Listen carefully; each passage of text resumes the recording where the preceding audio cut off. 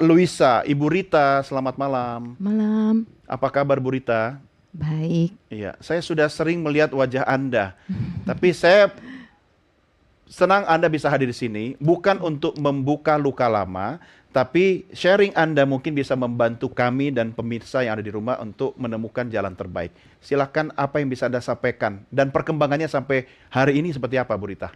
Saya merasa bersyukur ya untuk Komisi 13 hari ini kabarnya. Oke, Saya sempat menangis, terharu, karena sedih karena kabarnya luar biasa. Saya merasa ini patut dihargai dan sangat-sangat dihargai. Berita baiknya itu yang dimana lebih lanjut lah. Kalau untuk bahasa hukumnya mungkin dengan kuasa hukum kami yang berbicara nanti. sudah ada langkah konkret artinya.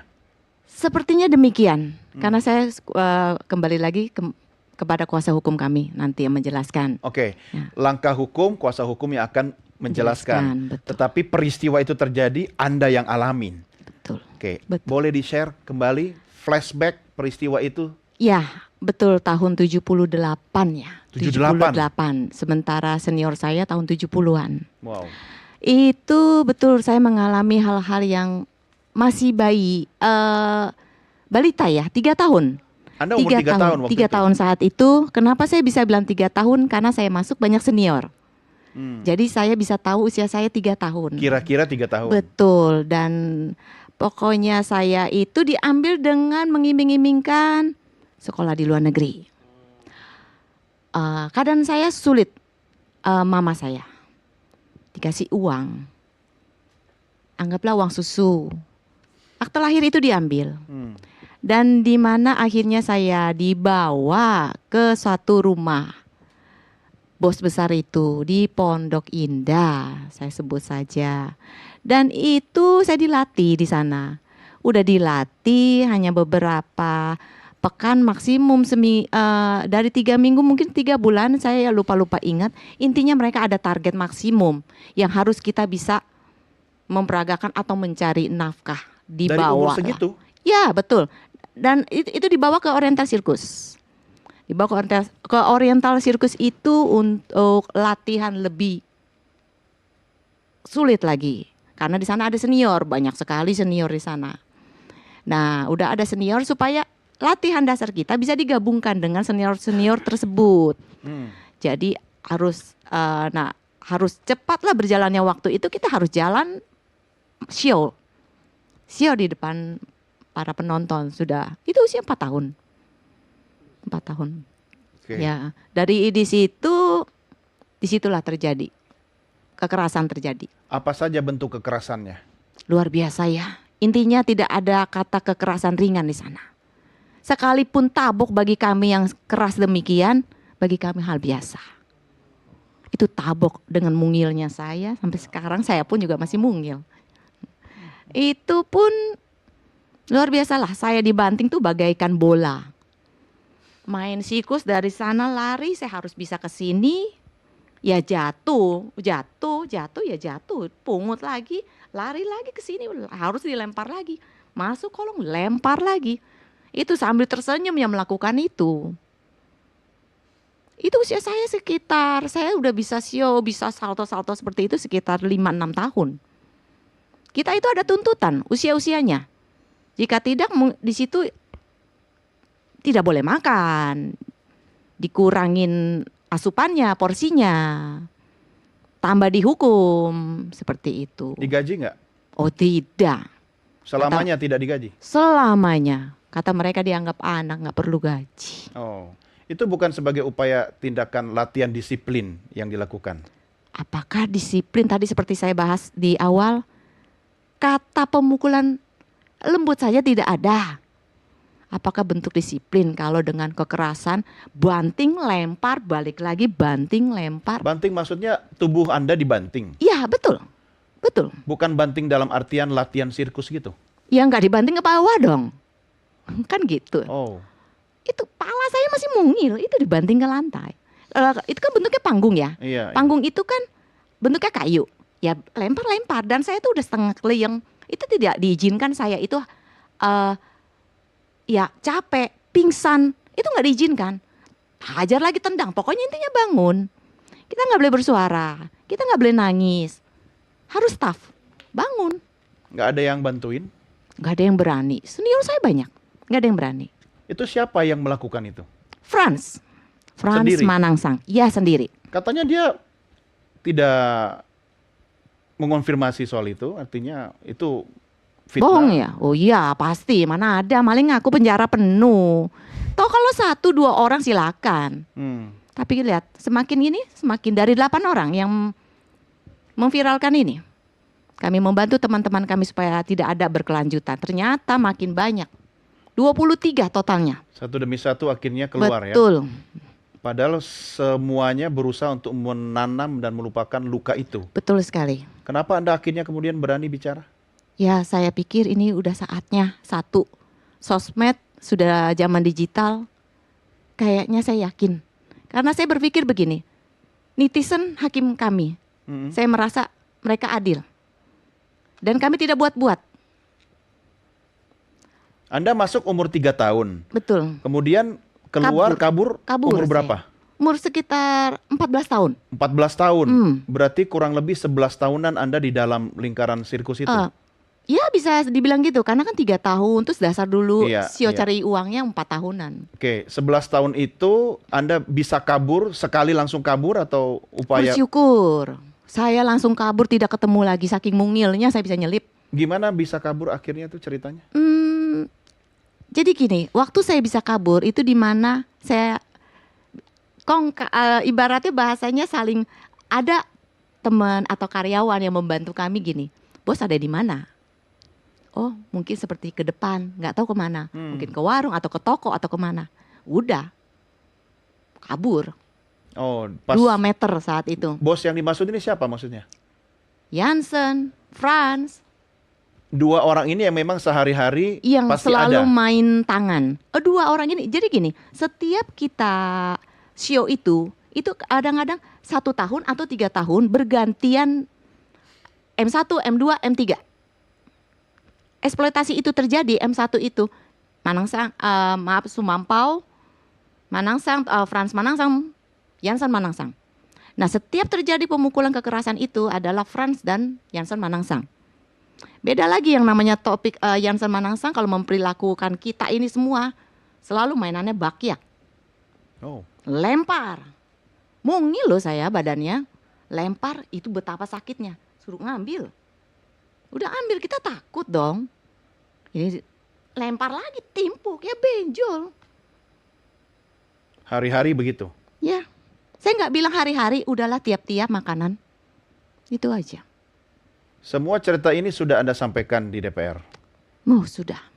Sangat sudah. Saya Menurut hari Anda ini. kenapa sih kok berlarut-larut dari umur 3 kemudian 14, 11 tahun sekarang Mau 50. 50-an, oke. Kenapa baru sekarang Anda bersuara? Apakah menunggu yang lain juga mendukung cerita Anda? Atau yang saya katakan ke Pak Zainul tadi, yang dihadapi ini orang kuat atau seperti apa? Jujur saya sebenarnya takut.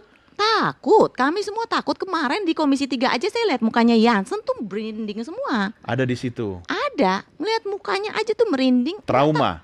Ya batin banget. Traumanya tuh rasanya di sini. Merinding, ketakutan, kayak saya tuh ngelihat hantu, tapi saya nggak takut hantu. Padahal sudah 30-an tahun nggak ketemu orang itu. Iya, betul. Saya nggak pernah ketemu lagi. Terus udah gitu, apalagi di mana dia membela diri, aduh luar biasa. Kenapa membela dirinya gimana? Kan Pak Jansen membela diri semua itu adalah bohongan, termasuk Pak Tony. Gak ada yang bilang di saat memperagakan video lagi senang-senang, foto lagi ulang tahun, foto di Borobudur lagi senang-senang. Semua itu adalah minta imbal balik. Mau senang-senang jalan-jalan dengan syarat jangan jatuh. Latihan, senyum selalu, pokoknya perfect kita. Oh, artinya aktivitas yang menyenangkan itu memang benar adanya. Adanya, tapi setahun sekali. Dan Oke. itu jika anak-anaknya lagi liburan sekolah datang. Anda disekolahkan? Oh tidak. Saya Hanya dengar ada sekedar. sekolah Iya. yang dilakukan di Sekolah kan hanya sekedar membaca menulis itu di tribun. Bukan berarti di sekolah normal ya. formal pada umumnya, bukan. Soal cerita yang kemudian harus makan kotoran gajah ya? Ya, itu siapa? Butet. Anda atau Itu Butet, bukan. Itu Oke. bernama Butet, teman kami disetrum juga langsung. begitu ya? Ya, itu Vivi. Kalau kejadian Vivi kan saat itu di safari. Mm-mm. Kalau untuk makanan di sirkus, memang Butet itu makan kotoran gajah, ya kami juga lihat. Oh, Dan Anda iya, menyaksikan ya, Bu Rita ya? betul. Terus satu lagi saya cuma mau bilang, seperti Ida contohnya. Ya. Saya, Ida, itu orang tua mencari. Mm-mm. Orang tua saya mencari, kan katanya kali jodoh. Ini saya jelaskan.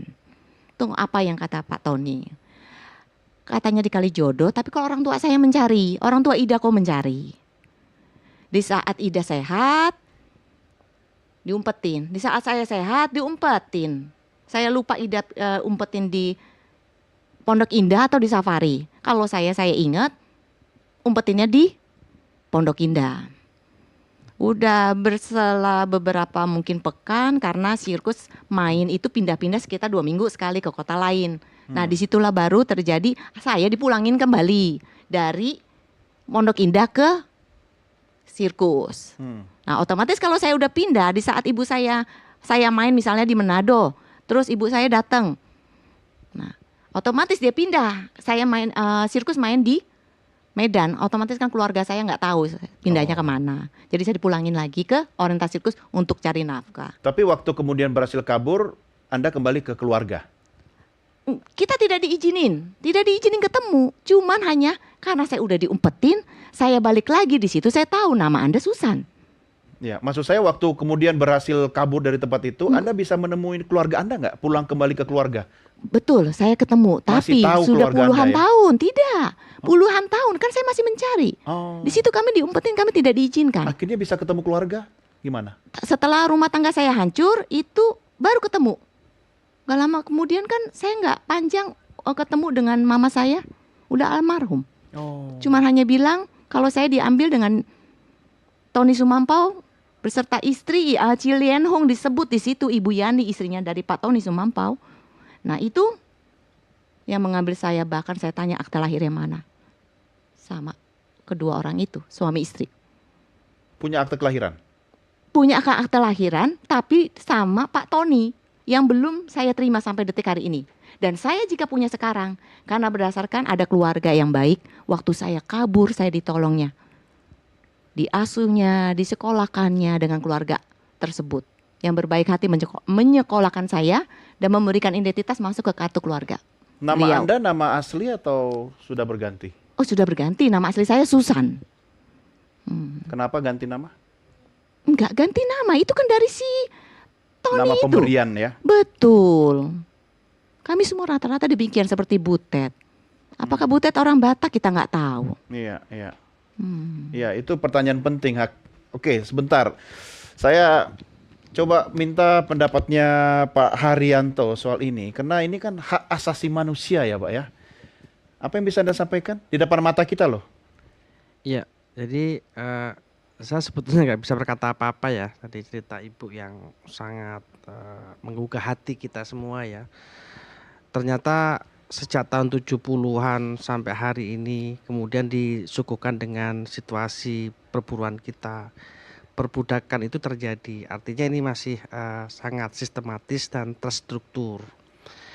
Jadi kalau saya ingin mengatakan bahwa konteks hak asasi manusia, nggak ada kemudian manusia yang lahir di dunia ini dengan tujuan untuk disiksa dengan menghasilkan sebuah keuntungan buat kepentingan lain. Apalagi adalah usia anak-anak.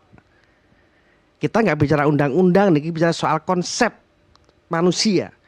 Itu nggak ada satupun manusia yang kemudian untuk bisa dijadikan seperti itu. Apalagi kalau kita bicara soal hak asasi manusia.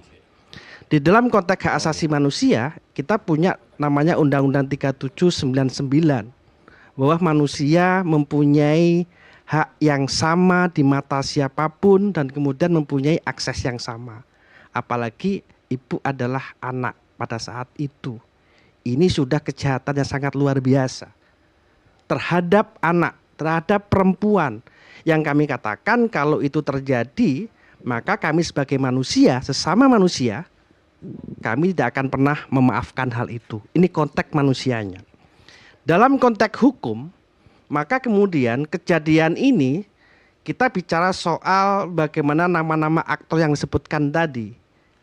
Nanti bisa dipastikan apakah persoalan ini terjadi sampai hari ini. Yang ada di Safari Bogor misalkan, yang ada di dunia pariwisata, yang ada di dunia hiburan. Saya sangat berharap dengan kesaksian ibu ini kemudian akan menambah kekuatan perempuan-perempuan yang lain untuk bisa bersuara. Karena kami punya keyakinan dimanapun pasti ada hal seperti ini. Maka kemudian kalau itu terjadi, maka ini menjadi salah satu ibu yang bisa membuka persoalan gunung es dari ibu kemudian bisa terbuka. Itu satu hal. Yang ketiga adalah kukatakan soal konteks hukum tadi. Ini kita bicara soal konteks hukum Indonesia, ada undang-undang perdagangan orang, kemudian ada undang-undang yang lain segala macam, perlindungan perempuan dan anak misalkan. Itu sudah jelas kalau memang situasinya adalah anak, kalau kita hubungkan dengan undang-undang perdagangan orang, nggak perlu 3 unsur terpenuhi. Cara dengan eksploitasi sudah terbukti dan itu adalah hukumannya sangat kejam. 13 Harus ada saksi nggak? Nggak perlu. Ketika ibu kemudian saksinya ibu sendiri, nggak perlu Iya. kemudian memberikan saksi segala macam karena anak yang sudah kemudian dengan proses dan tujuan eksploitasi nggak perlu dilihat caranya. Caranya adalah apakah tadi katanya kemudian akan dilatih segala macam, nggak perlu. Itu sudah dikatakan sebagai bentuk kejahatan kemanusiaan, perbudakan yaitu perdagangan manusia anak.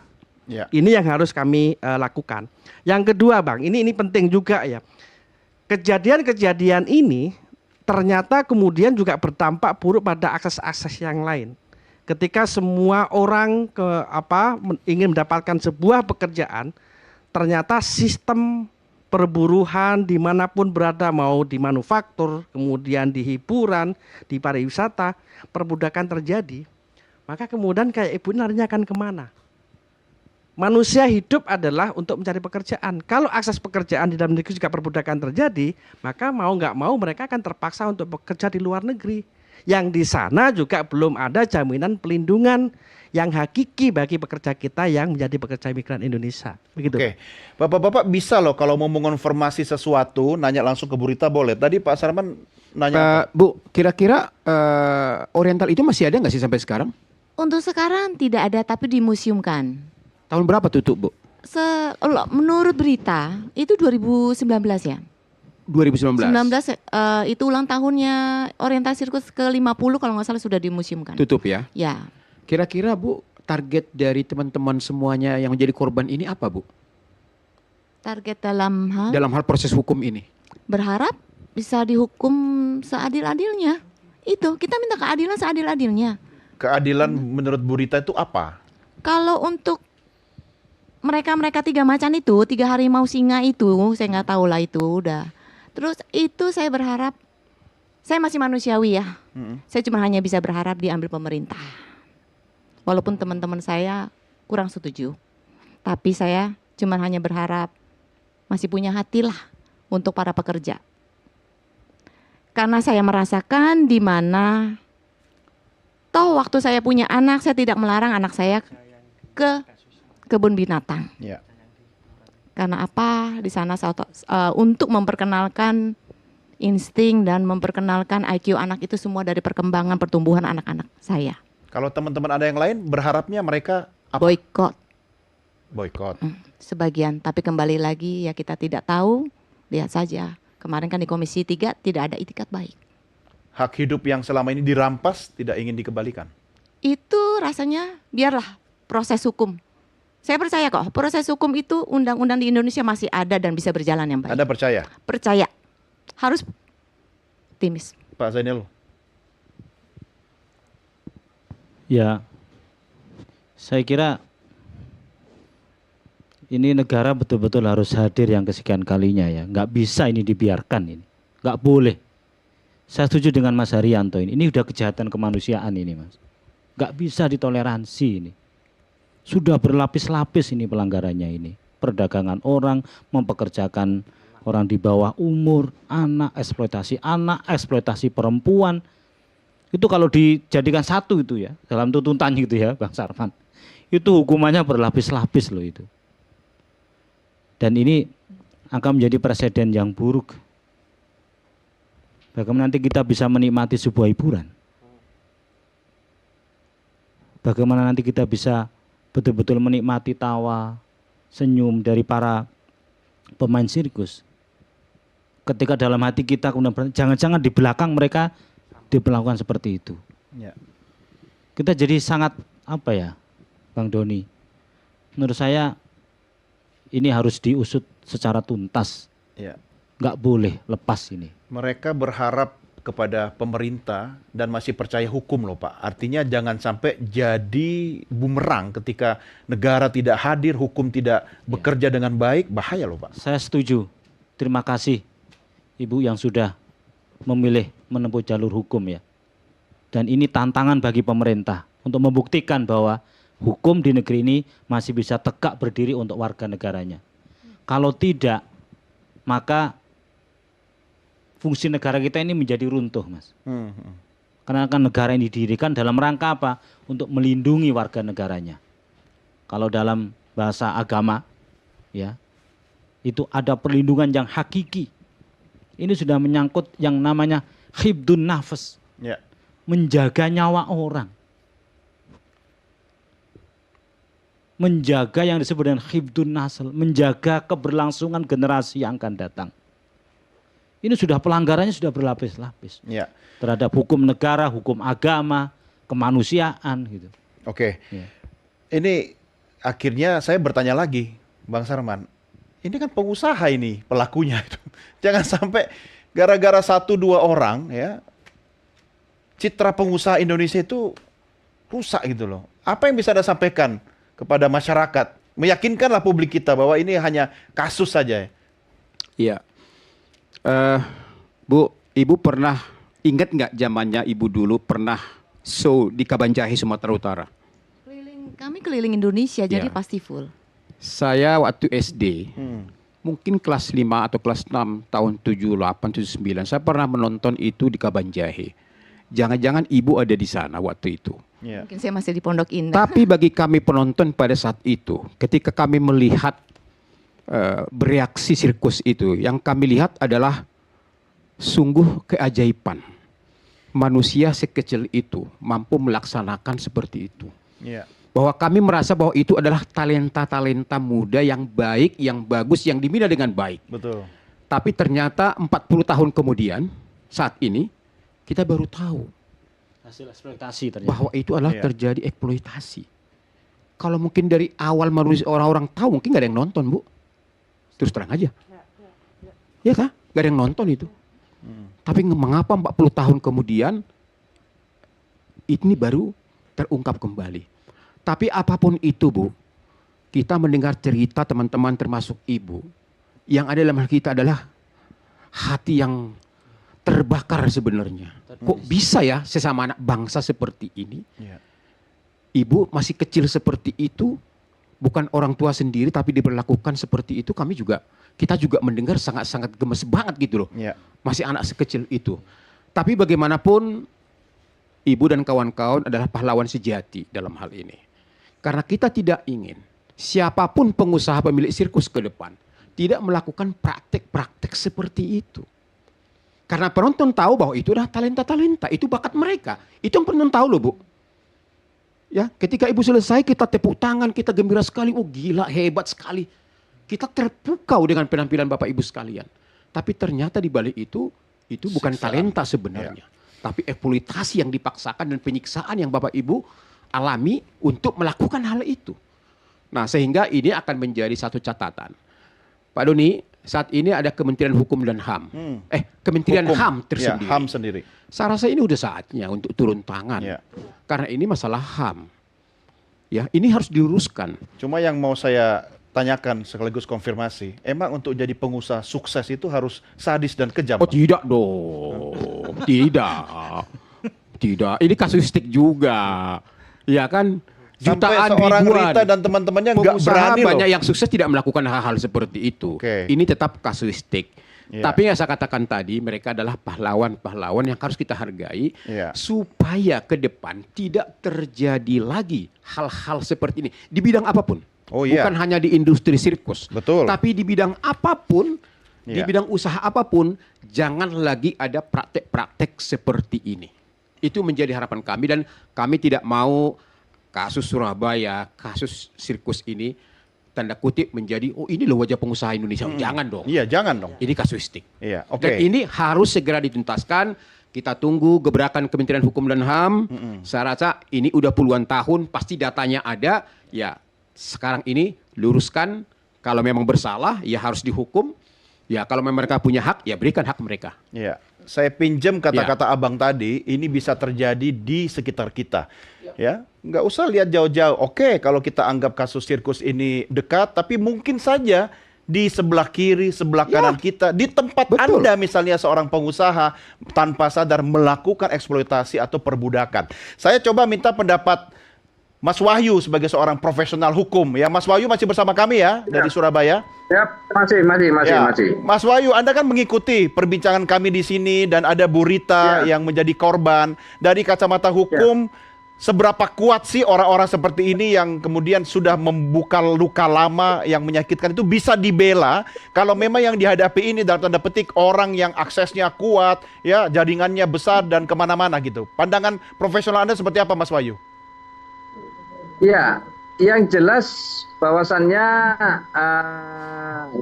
di sekitar kita ini ada pihak-pihak ataupun instansi yang punya kewenangan dan punya peran sesuai dengan tupoksi masing-masing. Kalau dari dalam hal yang kecil aja, dalam hal ketenagakerjaan, tentunya Dinas Tenaga Kerja punya peranan yang lebih optimal kembali, karena memang terus terang aja hal kejadian semacam ini kan sudah lewat daripada sisi pengawasan. Contoh yang ada di Surabaya ini aja. Nah, paling tidak hal demikian ini bisa dilakukan perbaikan ke depannya. Dan tentunya juga kalau toh misalkan saya yakin bahwasannya regulasi-regulasi yang diterbitkan oleh pemerintah, khususnya yang ada di daerah, yang secara spesifik yang itu tidak diatur dalam regulasi yang lebih tinggi tingkatannya, tentunya ini perlu sosialisasi yang sangat gencar sekali. Sehingga rekan-rekan kita atau adik-adik kita yang memasuki dunia kerja, itu pun juga memahami regulasi yang berlaku itu seperti apa sebelum dia memasuki dunia kerja. Sehingga dia bisa melakukan antisipasi dan melakukan pertimbangan yang lain-lain. Nah, saya rasa seperti itu. Mungkin kalau kita menyikapi hal yang terkecil, contoh seperti yang kejadian yang ada di Surabaya. Demikian, Mas. Ya, baik. Ya, saya kembali ke Bu Rita. Bu Rita, kalau misalnya di depan Anda saat ini ada 3 tokoh, Anda masih ingat nama lengkap 3 orang itu? Jansen Manangsang, Frans Manangsang, dan Tony Sumampau. Ya, anggap saja bapak-bapak ini adalah 3 nama itu. Jangan dong, Bang. Iya, saya pinjam dulu ya. Kata Bu Rita tadi harimau dan macan. Itu yang sering kita lihat juga di Taman Safari kan. Tapi ternyata harimau dan macan yang Anda sebutkan tadi itu malah mencakar keluarganya. Seandainya di depan Anda ada ketiga nama itu, apa yang ingin Anda sampaikan sekarang? Dari hati yang paling dalam, Ya. secara pribadi saja saya utarakan, udah semakin umur, malu sama umur, usia kita nggak tahu sampai di mana, eksploitasi yang mereka hadapi itu, saya nggak kebayang. Kembali lagi dulu, maaf saya untuk flashback, kembali lagi puluhan tahun kami ingin bersuara tuh berat, takut ngeliat mereka bertiga itu, jangankan bertiga, baru 1 orang Jansen di Komisi 3 aja kita udah merinding. Jadi berharap intinya kapan lagi kalau bukan berubah dari sekarang. Dan jika tidak ingin berubah, ya itu memang haknya. Biarlah di akhirat aja. Itu 1. Kedua, terserah mau ngomong apa, mau bicara apa. Kalau memang Tuhan sudah buka jalan, siapa berani menutupnya. Itu aja pesan saya. Anda sudah memaafkan secara pribadi? Oh, jujur pribadi ya, tidak. Terakhir yang kami rasakan di Komisi 3, kok ngelihat dia saja baru satu orang, bahkan melihat di beberapa podcast. Entah kenapa, merinding sama di sini tuh nyesek. Tapi saya hanya berusaha untuk memberi mereka sadarlah, teguran untuk mengerti, ingat umur loh. Cuman bilang ingat umur loh. Kapan lagi? Saya 50, beliau Lebih senior ya. ya jauh 80-an. Dimana kalau dibilang masih kecil, Ya. akte lahir kami tidak diketahui karena mereka masih kecil. Usia saya 50, mereka 80-an. Kok jauh banget ngebohongnya, kan seperti itu Ya. perbedaannya. Tapi kan ini sudah kasus ini sempat terbuka ya beberapa tahun lalu. Tahun 1997. Iya. Ya, itu Zaman yang saya Pak- kecewa dengan Komnas HAM. Pak Muladi ya masih di Komnas. Betul. Hanya suruh menunggu. Saat itu Ibu Vivi ya. Oke. Itu saya kecewa banget. Nah, sekarang kemudian terungkap lagi. Iya. Terungkap lagi, betul. Tentunya Anda berharap ini bisa tuntas dong. Betul, dan saya sudah melapor juga. Malah dapat SP3. Awalnya mulanya itu diretensi bilangnya. 3 bulan tidak diproses, hanya bilang SP3.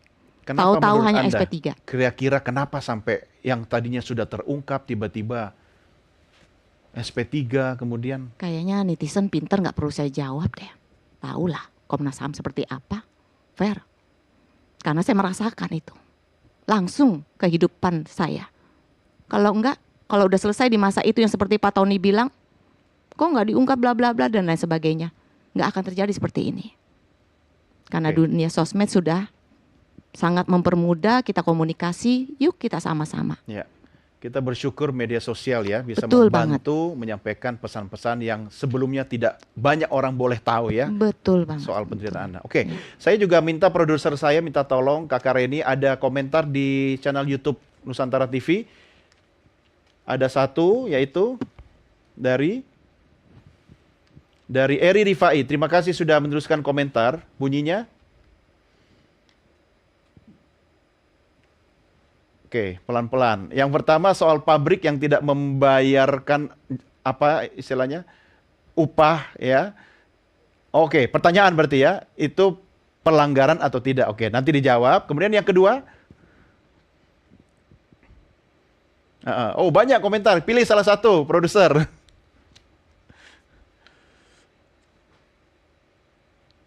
Oke, ini menarik Bapak-Bapak. Nanti kita diskusikan. Ada yang komen bahwa nggak bakalan ada yang peduli soal kasus ini selama belum ada amplop. Oke, ada lagi yang komentar.